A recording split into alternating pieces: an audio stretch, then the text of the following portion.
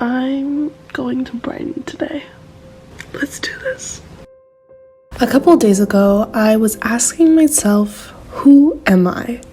This wasn't really a negative thing. It wasn't something that was making me upset, but I just kind of had a realization that I was living my everyday life without asking myself that question.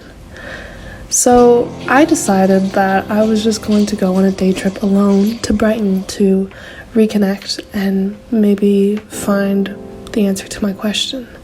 Now, I knew it wouldn't be that simple, but I thought I've been feeling a little lost lately, and I know that you have to lose yourself to be able to find yourself.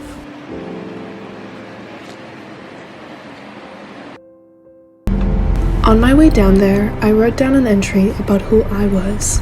I tried to look at myself through an outside point of view and imagine how people would describe me. I asked myself, is this who I think I am? Am I only writing this down because I want to hear this? I made sure the answers to those questions were yes and no. As I was journaling, I watched the landscape go by while listening to my favorite music. I felt grateful for all the opportunities I've had this far in my life and to be here in England.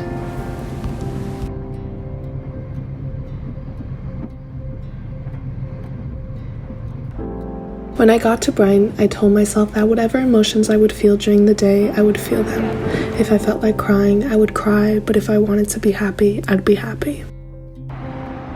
I started asking myself way too many questions when I got there, wishing that certain people were with me in that moment.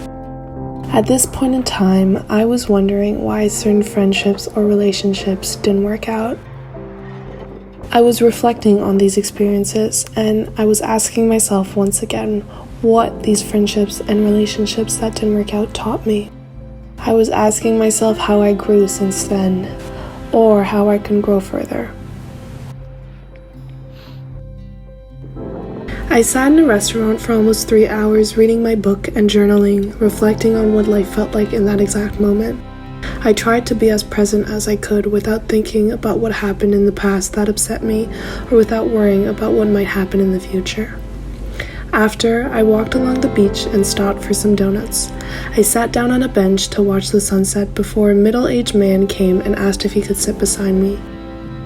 He started talking to me about spirituality and life reflection, without me even mentioning why I came down to Brighton. It was interesting for me to observe life happen without having to engage with it. This man looked at me at one point and told me that the greatest place you'll ever travel to is your own mind, and that being sad is part of your journey. Weirdly, life worked its magic that day, and I had one of the best days since I arrived in England.